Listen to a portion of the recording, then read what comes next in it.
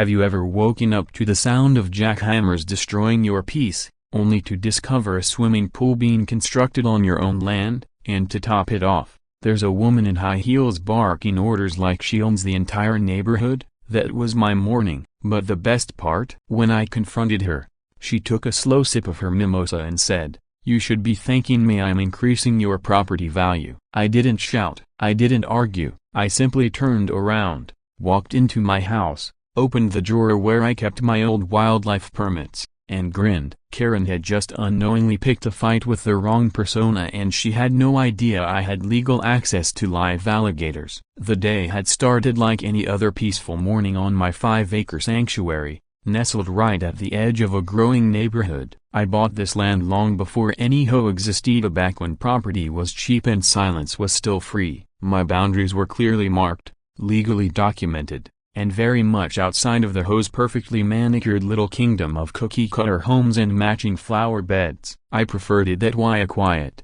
undisturbed, mine. Then came Karen. Our first encounter was when she handed me a citation for allowing wild overgrowth on my property. She told me to mow my back pasture, even though it was actually a carefully maintained wildlife recovery area. I calmly explained that I wasn't part of the HOA. She rolled her eyes and said, "Well, you're close enough to affect community morale." That was the first warning sign. A few weeks later, she appeared again, this time with a measuring tape, pacing around my fence line like she was surveying future territory. I made it abundantly clear both legally and personally that she had zero authority on my land. She mumbled something about future expansion and left. Then came the real shocker. While enjoying my coffee, I heard the rumble of heavy machinery. At first, I assumed a neighbor was doing yard work, until the noise grew louder, too loud and too close. I stepped outside to see construction workers tearing through my fence. A trench was being dug, concrete forms were in place, and a group of men was already pouring a foundation. I approached the foreman, a sunburned guy who looked like he wanted to be anywhere else, and asked him what was going on. "Pool installation," he replied, flipping through some paperwork. According to HOA specs, Karen signed off on it, said this area was cleared for community use. I stared at him. "This is my land." He looked genuinely confused. She gave us permits, even marked the property lines. Then she arrived, a perfect curls, massive sunglasses, clipboard in hand, and that smug smile. She waved cheerfully. "So glad you're here. I wanted it to be a surprise, a luxury pool for HOA events." "Isn't it amazing?" I gritted my teeth. "Karen, you're building this on my property." She laughed. "Don't be dramatic. The HOA has rights to expand into undeveloped adjacent areas." I pointed at my house, my barn, my cultivated crops, and the big "No Trespassing" sign. "This is developed by me." She sighed. "If you're going to make this difficult, I'll have to escalate it to the board or maybe even the city." "Honestly, you should be thankful. This will boost your property's value. You can even use the pool if you behave." There's a special kind of rage that bubbles up when someone not only invades your space but acts like they're doing you a favor. Still, I didn't raise my voice. I didn't argue. I just breathed deep, turned around, and walked back into my house, her smug laughter echoing behind me. Inside, I opened my old filing cabinet, pulled out my retired wildlife officer badge, and flipped to a folder labeled Special Permits, a reptile relocation. Before retirement, I worked closely with the Florida Fish and Wildlife Conservation Commission, specializing in relocating nuisance alligators. I had connections, legal access, and an expert understanding of what counted as a suitable aquatic habitat. I made a few important calls, one to Dennis, a friend still active in reptile relocation,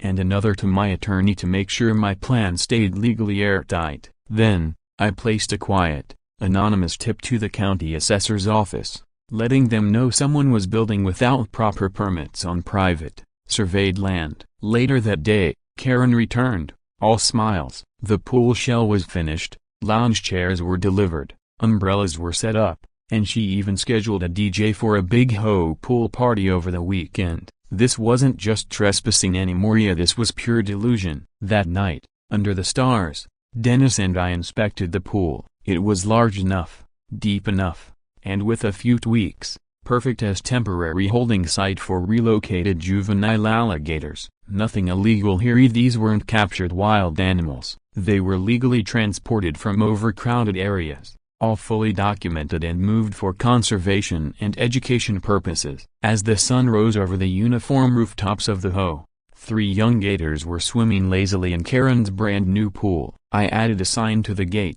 "Caution, a wildlife habitat, authorized entry only." Then I poured a fresh cup of coffee, settled into my porch chair, and waited. The scream came right on cue. Karen's grand pool party plans had officially clashed with a new, scaly reality. And deep down, I knew this wasn't over. If Karen wanted a war, a broken bar, Karen was about to learn the hard why this gator pond wasn't going anywhere. The morning after the great alligator surprise, my phone buzzed loudly on the nightstand. I groggily checked the caller ID and smirked. It was Dennis. "They love it," he chuckled. "Those gators are living like royalty in that concrete castle." "You said they could stay a few days, right?" I reminded him. "They could stay as long as the permits allowed and the habitat remained safe." "Perfect," he said, "because I just got a call animal control. Someone reported a crocodile invasion at the HOA pool." We both knew exactly who made that call. Sure enough, by late morning, a Tan County Animal Services SUV rolled up beside the still broken section of my back fence. Out stepped a clipboard-wielding officer who looked like he expected a circus, but not 3 sunbathing gators lounging poolside. He raised an eyebrow as I approached with a thick stack of paperwork in hand. "Hear about the gators?" I asked. He nodded. "Got a complaint about an illegal exotic zoo and dangerous animals." I handed over the documents: a wildlife relocation permits, educational use authorization, property boundary certifications, even an email from my lawyer confirming everything was legal. He flipped through the papers, let out a low whistle, and muttered, "You really did your homework." I shrugged. "Just protecting my land." Those gators were relocated for their safety. Ironically, they're probably better off here than in most holding facilities. He chuckled, glancing at the pristine pool, then nodded toward the next-door house. "And her?" I smiled. "She built that pool illegally on my land, then tried to host a party in it." He shook his head. "I'll mark this as a non-issue." "You're good." Then he got in his SUV and drove off. As his vehicle disappeared down the road, I saw Karen storming toward me, flanked by 2 worn-out-looking HOA board members. One of them looked like he regretted ever getting involved. Karen's face was beet red. She didn't even bother with niceties this time. "You're going to get rid of those monsters right now," she snapped. "This is a family neighborhood, not a reptile exhibit." I stayed calm. "You mean your illegally built pool on my land, the one your HOA approved without jurisdiction? This is a health hazard, a liability." She spat. I handed her the same paperwork the officer reviewed. "All legal, all certified." "You built on my property. I'm simply making use of what you provided." One of the board members tried to speak to her in hushed tones, but she waved him off. "This isn't over," she hissed. I figured as much, which is why my next stop was the county assessor's office. I brought everything: old plat maps, deed paperwork, drone photos, before and after shots of the property line. The clerk at the desk frowned as she flipped through it all. "She built an HOA pool over your land?" I nodded. "No permit, no approval, not even a heads up." The clerk made a disbelieving noise and said, "We'll send an inspector and alert zoning immediately." I thanked her and left, knowing the wheels were turning and there was no stopping them now. When I got home, Dennis was waiting on the porch, grinning. "You won't believe who just stopped by, a blogger." I raised an eyebrow. "Already?" "Someone filmed Karen screaming at the gators. It's gone viral, 50,000 views and counting. The local news is probably next." I sighed, half amused,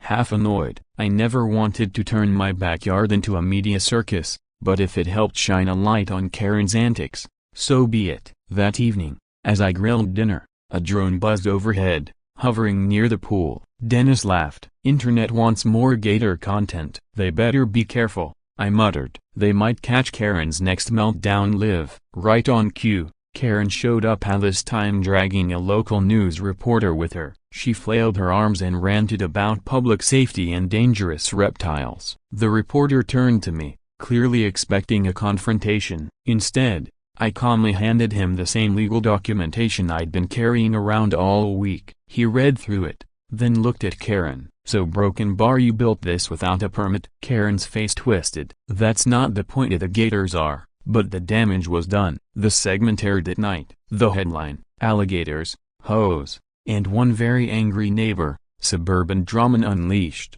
They played clips of the gators floating peacefully, Karen ranting, and me calmly explaining the permits. The comments section exploded. My favorite one: plot twist, Florida man is actually the hero. By the end of the week, by the time the week rolled around, the gator pond had become quite the local sensation. Neighbors I'd never met before were strolling by, peeking through the fence for a glimpse of the lazy reptiles lounging by the pool. Kids excitedly pointed them out while adults snapped selfies. A few even asked if I was giving tours. I politely declined but did put up a sign that read, "Welcome to Karen's Pool, now a wildlife refuge. No lifeguard on duty. Gators only." Dennis thought it was the funniest thing he'd ever seen. Karen, however, seemed to vanish for a day or two, probably busy scheming her next move. I had a strong feeling it would be allowed, illegal, and spectacularly doomed to fail. The calm didn't last. Monday morning,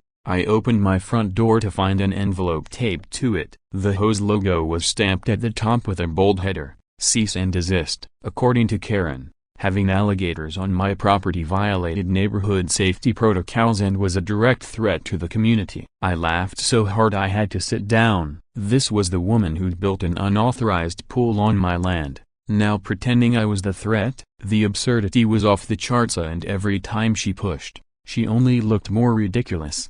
I took the letter inside and called my lawyer, who was already drafting a lawsuit for trespassing and property damage. He read the letter, paused, and then snorted. "She really put this on whole letterhead?" "Yes," I said. He replied, "She's digging her own grave. Just document everything." This letter? Another nail in her legal coffin. I scanned the letter, emailed it to him, then printed a copy and pinned it to the fence beside my hand-painted gator sign with a note underneath that said, "Official comedy exhibit." It didn't take long for someone to snap a photo and post it online. The image of Karen's official-looking cease and desist next to a cartoon gator holding a martini went viral overnight. That afternoon, the situation escalated. Karen wasn't content to fight with letters and passive-aggressive lawn signs anymore. She wanted control. I was sipping iced tea on the porch when unfamiliar cars started pulling up at the HOA clubhouse across the street. People in suits stepped out,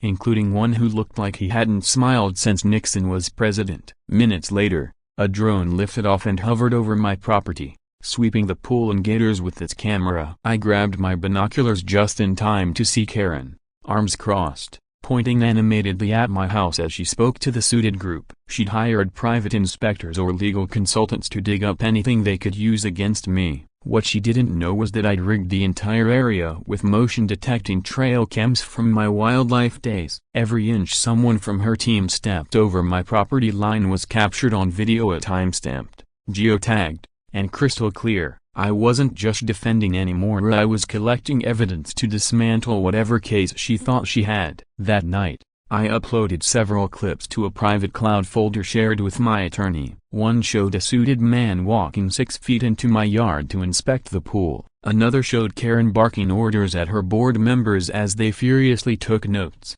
one of them clearly frustrated. But the most damning clip was Karen on the phone, bragging, "He's a joke. The moment we file a public nuisance complaint, the county will shut down his swamp zoo. We'll win by default." That audio alone was enough to turn her whole strategy upside down. As predicted, the next morning I had a visit from a zoning inspector. Unlike Karen's consultants, this guy was the real deal. A county badge, official vehicle, and a no-nonsense attitude. He walked up to my gate and asked if I had a moment. I led him to the pool, offered him a cold bottle of water, and handed over every permit, land survey, deed, and wildlife authorization I'd prepared. He reviewed everything carefully, then inspected the perimeter, fencing, and gators. After about 30 minutes, he turned to me and said, "Mr. Collins, I'll be frank, this setup is unusual, but it's fully legal. The wildlife is permitted, your land boundaries are clear,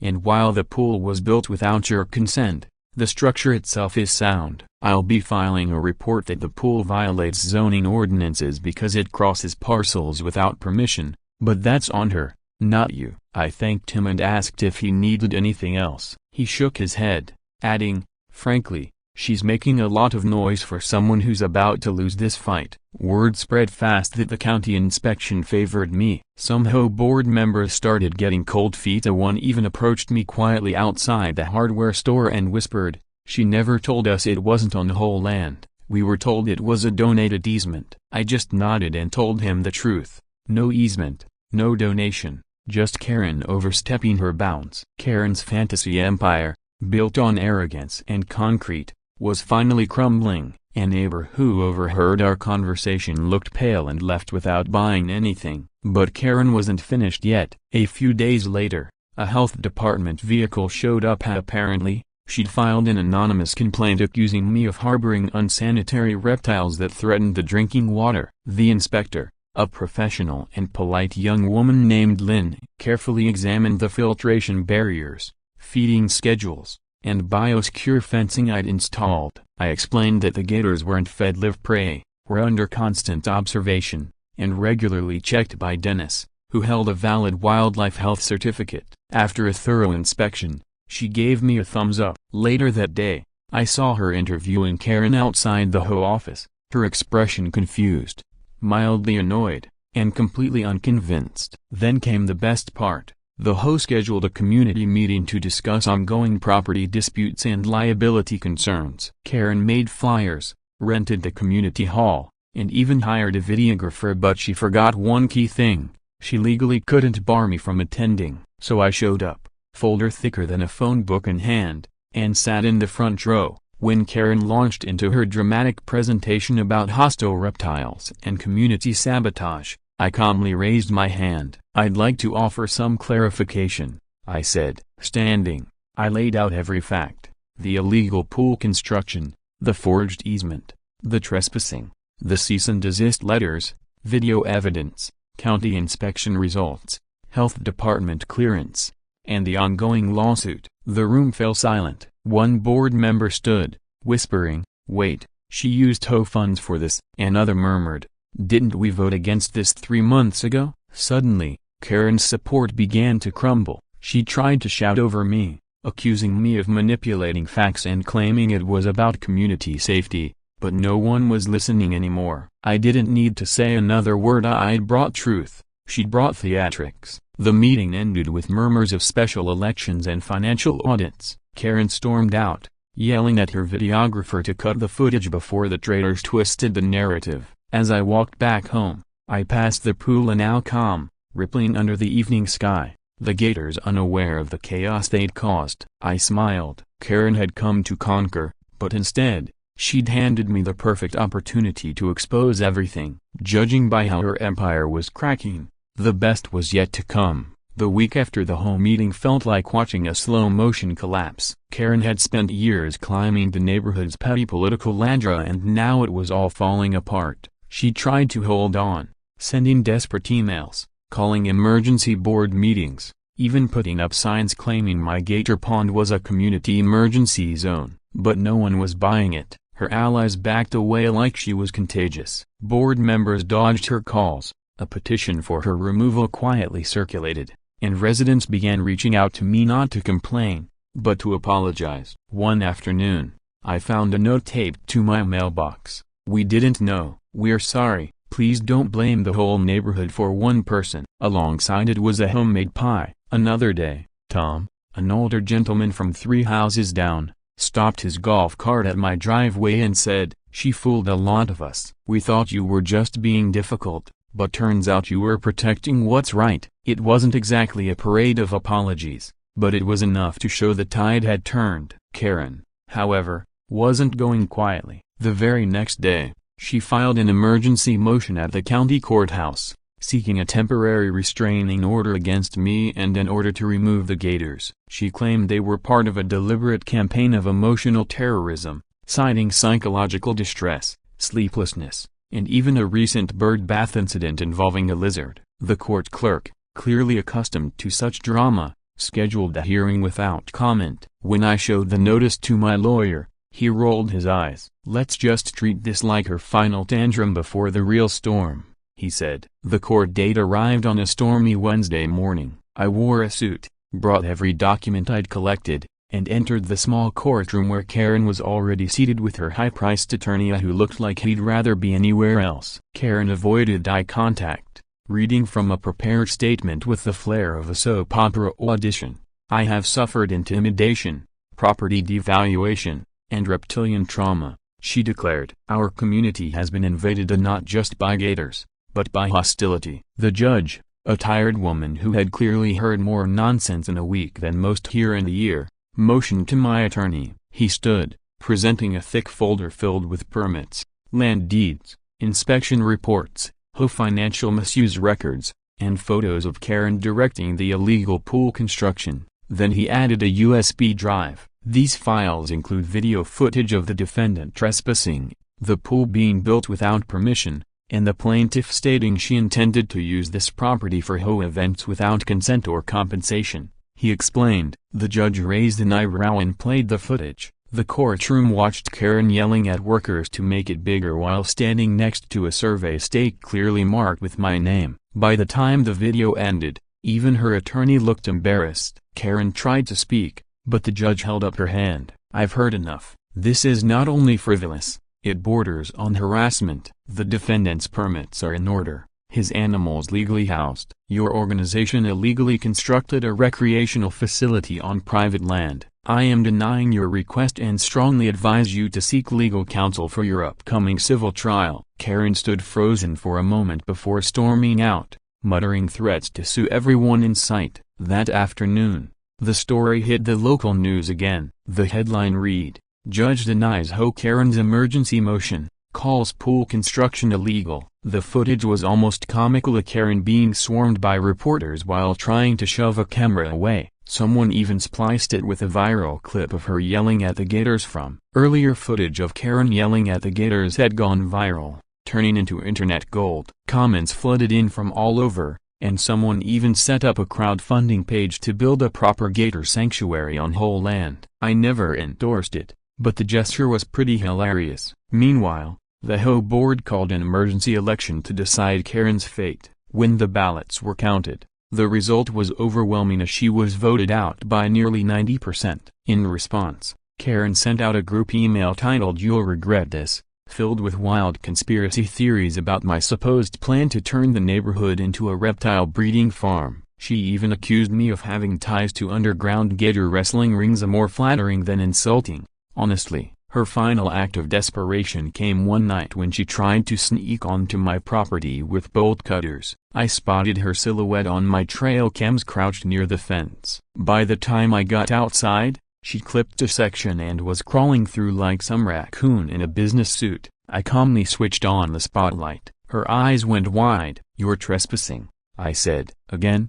She stammered. She muttered something about reclaiming community assets, and I just raised my phone. "Smile, Karen, you're live streaming." That's when she bolted. I didn't chase her but made sure to send the footage to my lawyer. That incident was the last straw. The new HOA board held a special vote and officially barred Karen from holding any leadership roles or organizing events for the foreseeable future. A few neighbors told me she'd put her house up for sale and was spotted crying in her car while talking to a real estate agent. Her dream of ruling the neighborhood through long inspections and power trips had completely fallen apart. By the end of the week, peace returned. The gator still swam in the pool, now protected by new fencing and clear signage. I even installed a small solar-powered waterfall to give the area a more natural feel. Dennis stopped by with a bag of frozen fish and remarked, "You know, this place is more peaceful than some wildlife centers I've seen." I nodded, watching a gator blink lazily in the sun. "It's funny,"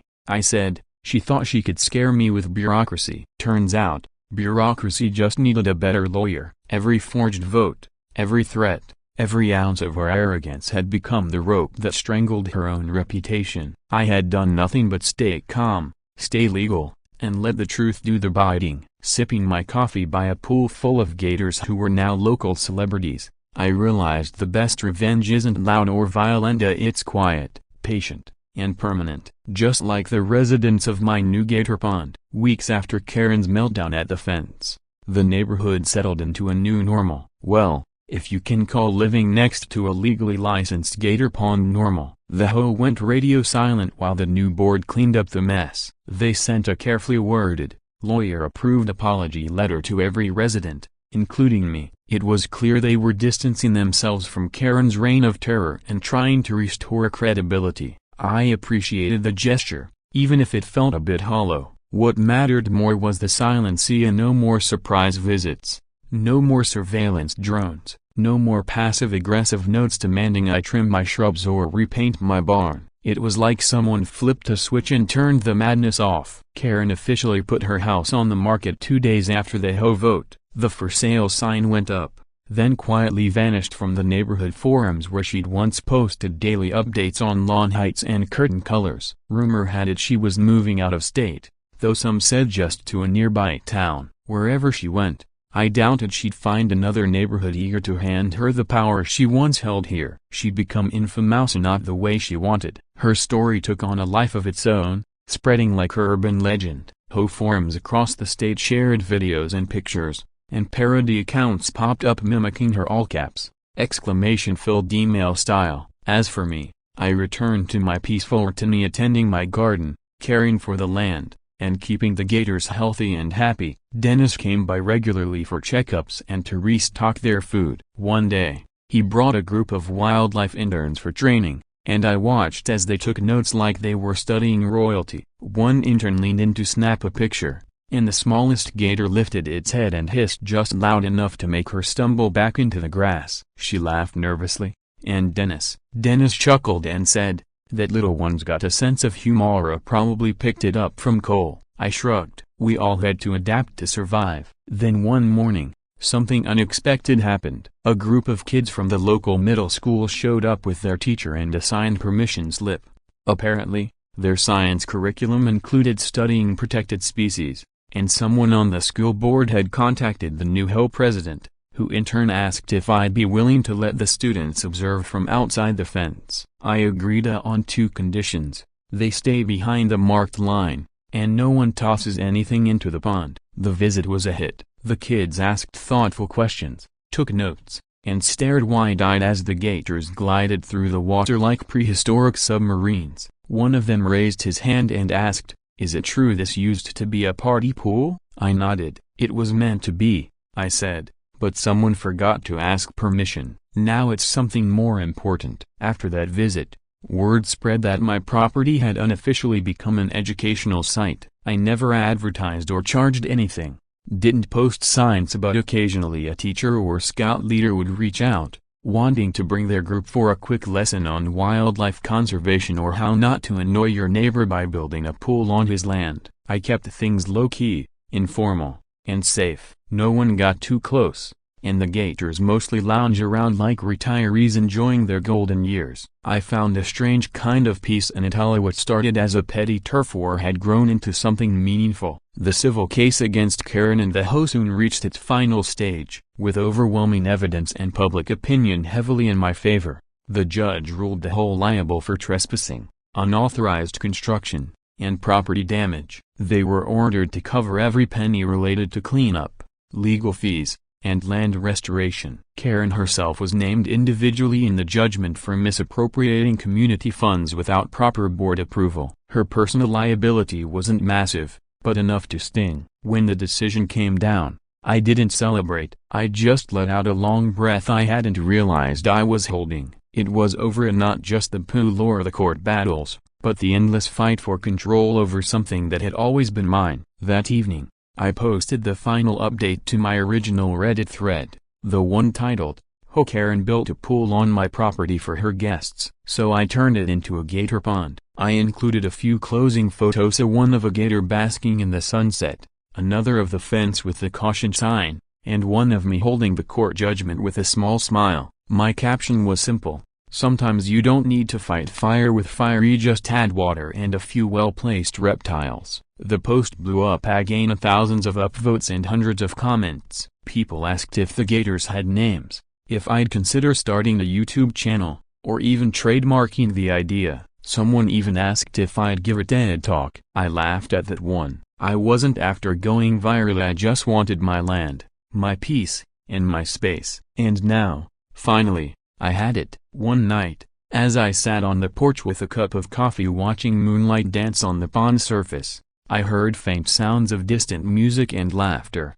It wasn't a wild party, just a couple of families from down the road enjoying a backyard dinner for the first time in a long while. It didn't feel like noise. It felt like life returning to the neighborhood without Karen's shadow hanging over it. The HOA board was still active, but now quietly, respectfully, and with real transparency. No more surprise notices, no more threads, no more pretending to own what they didn't. And so the gator pond stayed, not just as a habitat or a monument to one woman's downfall, but as a symbol, a reminder that arrogance built on entitlement will always fall to patience built on principle. You can build a pool without permission, you can throw a party in someone else's backyard, but when the water settles and the noise fades, the truth always floats to the top along with a few cold-blooded witnesses to make sure it stays there.